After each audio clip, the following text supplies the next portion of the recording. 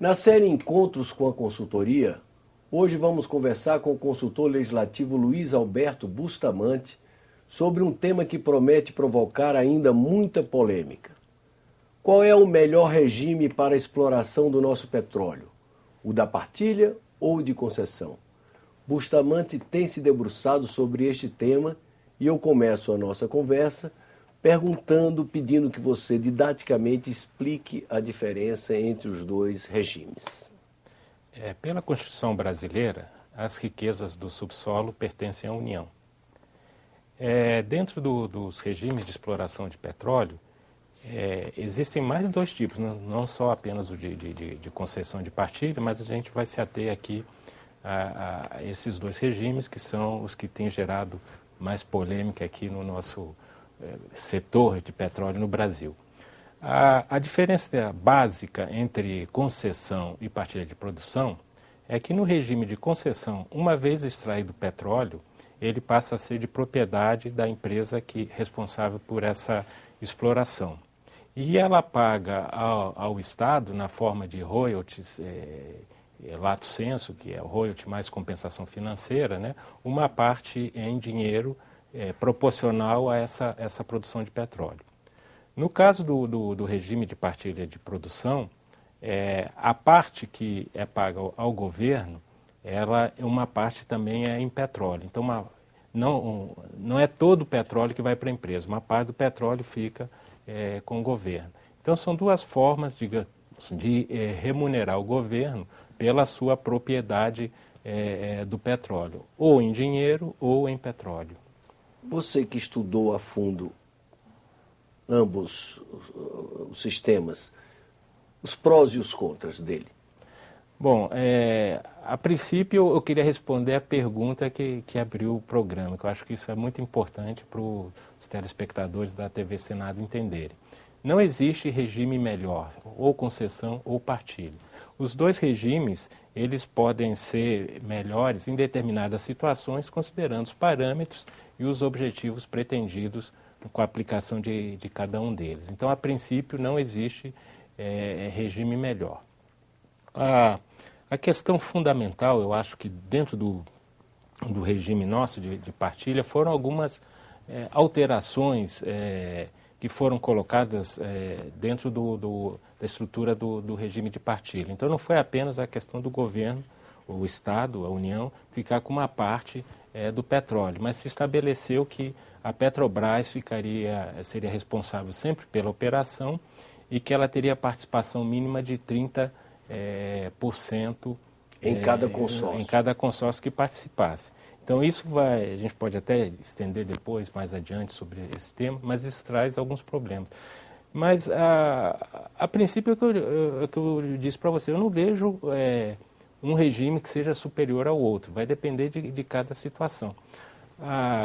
Vamos procurar situar historicamente como surgiu essa grande polêmica, né? Porque antes o monopólio da exploração pertencia à Petrobras, não é? A Petrobras era a operadora, né? A operadora do... E dona de todos os mananciais, todos os, não é? Exclusivos. Na verdade, desde a campanha do Petróleo Nosso, na era Vargas, até que em 2010 houve o fim do monopólio da exploração do petróleo pela Petrobras. Ela é anterior, né? A gente teve a emenda em 95, a emenda constitucional 9 de 95, e posteriormente a lei do petróleo em 97, e que estabeleceu então que o governo, né, o Estado, poderia utilizar empresas para a exploração de petróleo, não apenas a Petrobras, mas outras empresas também. Então, esse caracterizou não a quebra do monopólio do Estado, porque o Estado continua, a União, né, continua com o monopólio das riquezas do subsolo, mas a extração dessas riquezas poderia ser feita por outras empresas. Inclusive multinacionais. Inclusive multinacionais, privadas e até estatais de outros países. Pois é, aí veio a opção pela partilha. O regime inicial que o Brasil optou é o regime de concessão. É um regime que, a princípio, ele seria mais atraente para as empresas.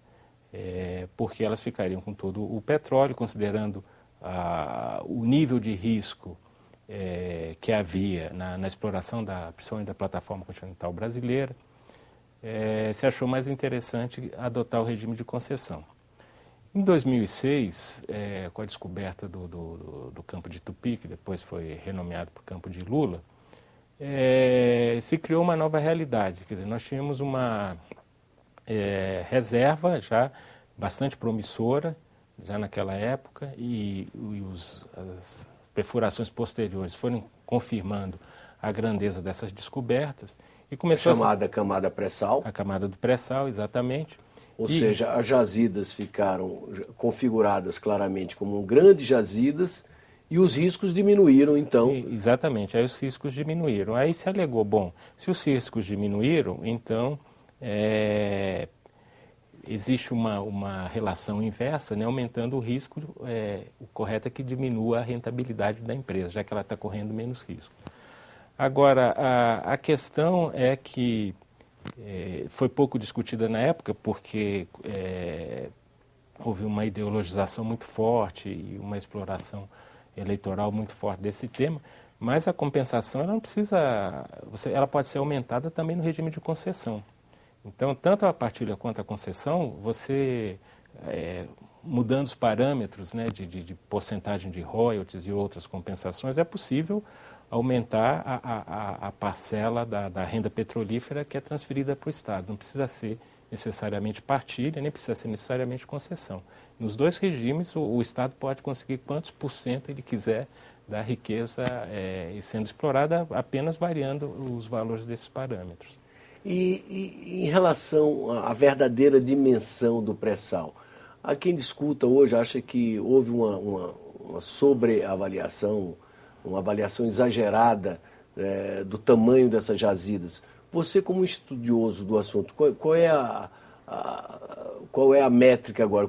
De fato, o que é que nós temos no nosso subsolo, segundo os especialistas? Olha, eu não me atrevo a responder essa pergunta assim de forma peremptória, né? O pré-sal ainda está em exploração, existem muitas áreas ainda, muitos prováveis, possíveis reservas ainda que não foram exploradas. Não dá para dizer com certeza quanto tem. De fato, é uma reserva grande, provavelmente deve triplicar talvez, ou multiplicar por 4 as reservas atuais do Brasil.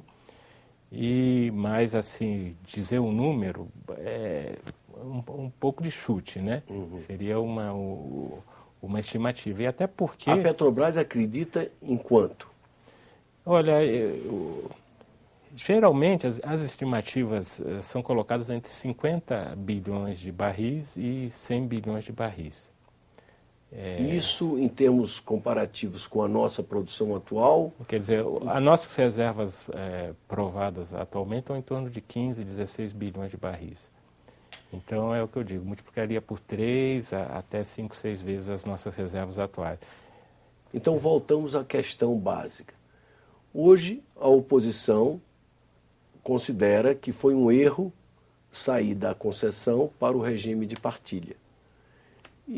Mas a situação, o governo federal e a direção da Petrobras considera que não, que o passo foi acertado. Você que tem estudado o tema, como é que você se posiciona como cidadão brasileiro estudioso do tema? Bom, eu acho que houve um efeito colateral muito negativo nessa discussão, porque ela se prolongou por longo tempo, o Brasil ficou vários anos sem realizar leilões, né, seja concessão, seja partilha. Isso acabou prejudicando a indústria do petróleo no Brasil. Então, nós, até 2010, 11, 12, 13, a produção de petróleo do Brasil ficou mais ou menos estagnada, com pouco crescimento. 2014, já com pré-sal, aumentou. Mas é importante destacar que o petróleo que hoje é produzido no pré-sal foi no regime de concessão. Foram os campos que foram concedidos no início da década de 2000, que estão produzindo petróleo hoje no pré-sal. O primeiro petróleo da partilha provavelmente vai ser no final de 2018 ou ou até depois. Então, esse período de discussão entre 2007 até 2013, que foi realizado o leilão do Campo de Libra, foi uma perda muito grande para o Brasil, porque nós perdemos um momento muito especial, digamos assim, do setor de petróleo, que até 2008 o petróleo estava crescendo, o preço do petróleo estava crescendo muito, a procura pelo petróleo era muito intensa porque havia o medo de que, né, a produção do petróleo não fosse acompanhar o consumo. Então seria o momento ideal de fazer as licitações, quando eu tenho a convicção que o Brasil conseguiria condições muito melhores do que foi conseguida no leilão do Campo de Libra. No leilão do Campo de Libra não houve disputa nenhuma, foi formado um único consórcio e evidentemente que o resultado só poderia ser o lance mínimo, né? Então, eu acho que aí houve uma perda grande para o Brasil justamente por conta desse tempo todo de discussão. E tem esses dois aspectos que eu levantei no começo aqui do programa, a questão de esses detalhes, digamos assim, e dizem que o diabo mora nos detalhes, né, que foram colocados no regime de partilha e produção do Brasil, que é a Petrobras obrigatoriamente participar de todos os consórcios e que ela tenha que seja operadora com mínimo 30%, né? Então isso acaba fazendo com que as licitações do pré-sal sejam atreladas à capacidade econômica e financeira e operacional da Petrobras. E isso não é o mais interessante para o Brasil, por mais respeito e admiração que eu tenho pela Petrobras, eu acho que o Brasil é mais importante que a Petrobras. E se eu dissesse, se eu lhe provocasse, eu dissesse, mas essa não seria uma posição antinacionalista, como a esquerda acusa? Quer dizer, hoje voltou-se um pouco aquele clima do petróleo nosso, aquele nacionalismo da era Vargas, assim, não, o pessoal que não concorda com a partilha é um pessoal que quer a participação estrangeira, é um pessoal que visa a desnacionalização dos nossos recursos. Como é que você, como um estudioso do assunto, responde a esse tipo de debate ideológico que se formou em torno da questão da Petrobras? Eu acho que é uma questão falaciosa. Para mim, o que eu vejo com algo extremamente relevante é quanto da renda petrolífera é absorvida pelo Estado. Isso é mais importante do que quanto da renda petrolífera vai para a Petrobras. Porque aquilo que o Estado arrecada, que a União arrecada, vai ser investido em saúde e educação. Isso para mim é muito mais importante do que quanto a Petrobras vai ganhar. Então, entre a Petrobras pagar X de royalties ou de partilha e excedente óleo e uma empresa estrangeira pagar 2X ou 3X ao Estado, eu prefiro que essa empresa estrangeira que pague mais, ela vença a licitação, porque esse dinheiro está indo para a saúde e educação dos brasileiros. Acho que é isso que a gente tem que considerar em primeiro lugar, quer dizer, o benefício dos brasileiros como um todo, e não da Petrobras como empresa. Então, você usou a expressão falaciosa, ou seja, você considera falaciosa essa história de dizer que a partilha, que a partir do regime da partilha, os recursos oriundos seriam em muito maior monta, exatamente para financiar a educação e a saúde, do que o regime da concessão. Você diz que isso não corresponde à verdade. Não corresponde à realidade. Se a gente analisar o resultado do campo de Tupi, o campo de Lula, que foi no regime de concessão, hoje ele estaria rendendo para o governo semelhante ao regime de partilha. Não há essa diferença. E, sendo que o campo de Lula, né, o campo de Tupi, aquele bloco, ele foi leiloado no começo da década de 2000, que nem se conhecia o pré-sal. Mas essa circunstância, ela não está sendo condicionada pelo contexto adverso vivido pela Petrobras nesse momento? Quer dizer, se a gente pudesse abstrair esse contexto do escândalo que passou a cercar a Petrobras, em perspectiva, a partilha não seria melhor? A gente não pode abstrair, justamente porque as regras de partilha no Brasil obrigam que a Petrobras seja operadora e que ela tenha 30% do consórcio. Então, é isso que eu já mencionei aqui no início do programa. Então, atrelamos a a exploração do pré-sal, que é uma riqueza de todos os brasileiros, a situação da Petrobras. Isso me parece que não é o melhor caminho.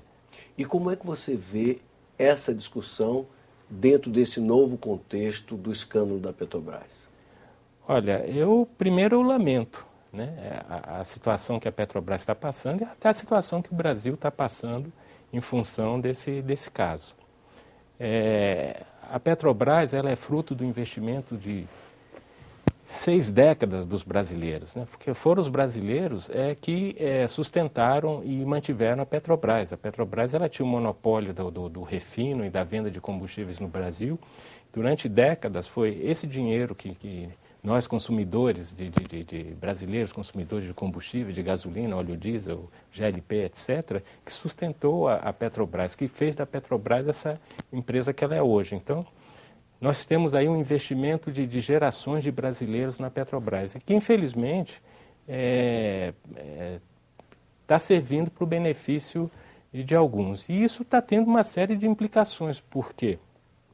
Por conta Por exemplo, a investigação dos Estados Unidos, uma possibilidade de ela ter que ressarcir os acionistas estrangeiros pelas perdas provocadas pela corrupção, o rebaixamento da nota, só para lembrar, o rebaixamento da nota com a perda do grau de investimento, a desvalorização das ações. Pois bem, diante desse contexto, que de fato é um contexto dramático, você considera plausível que essa discussão que vai ter agora no Congresso Nacional em torno dessa questão e que se opere um retorno à forma da concessão, como é que você vislumbra essa discussão nesse novo contexto aqui no Congresso Nacional? Olha, como eu já disse mais de uma vez aqui no programa, eu não vejo vantagens a princípio de um ou outro sistema, de um ou outro regime. Vai depender dos parâmetros que forem estabelecidos para cada um desses sistemas. O que eu vejo é que dentro da concepção do regime de partilha no Brasil, ele foi deturpado por conta dessas exigências, né, da Petrobras ser operadora e de participação mínima da Petrobras. Então isso acabou descaracterizando o regime de partilha. Eu acho que é importante que o Estado tenha opções de escolher o regime, porque pode ser que numa determinada situação um ou outro seja menos interessante. Então eu não vejo como negativo o fato do Estado ter opção de escolher qual é o regime que vai ser adotado numa determinada licitação. Inclusive, eu até, pessoalmente, como o profissional que lida com esse tema, eu ainda sugeriria um terceiro regime, que seria o regime de prestação de serviço, né? Que a empresa retira o petróleo é todo da União e ela receberia um pagamento, podia ser até inclusive em óleo, mas também em dinheiro, por esse serviço. Seria um terceiro regime que eu acho que em algumas situações seria muito interessante para o Brasil. Quem usa esse terceiro no mundo? Quem usa essa a prestação de serviço, eu acho que o México, o Iraque, isso é feito quando o campo já está descoberto, todo mundo sabe que ele existe ali. Seria o caso, por exemplo, dos campos da seção onerosa, né? Petrobras, naquele sistema de capitalização, né? O governo capitalizou a Petrobras com 5 bilhões de barris em determinados campos. A Petrobras fez as explorações nesse campo e descobriu que tinha mais do que 5 bilhões, provavelmente alguma coisa próxima de 20 bilhões, né? Então, esses 15 bilhões, por exemplo, do meu ponto de vista, poderia ser um contrato de prestação de serviço. A Petrobras teria a estrutura dela já conhece o campo, já o risco exploratório, risco geológico é muito baixo, e ela retiraria esse petróleo seria da União, e ela seria remunerada pelo investimento e pelos custos operacionais. Mas, evidentemente, que nenhuma empresa de petróleo gosta desse sistema de prestação de serviço, porque elas estão mais interessadas na renda extraordinária que pode advir da exploração do petróleo. Mas, pessoalmente, eu acho que nessa situação dos excedentes da seção onerosa, né, em que o risco é baixíssimo, mais baixo ainda aqui no campo de Libra, poderia ser feito um sistema como esse de contrato de prestação de serviço. Agora, você está convencido de que, no contexto atual, dada a crise envolvendo, a profundidade da crise envolvendo a Petrobras, ela de fato não terá condições de ser eficaz como a principal operadora do sistema de partilha? Não, eu acho que, e não sou eu que acho, né? A própria presidente da Petrobras, a ex-presidente, ela afirmou que a Petrobras não tinha condição de participar de uma nova licitação.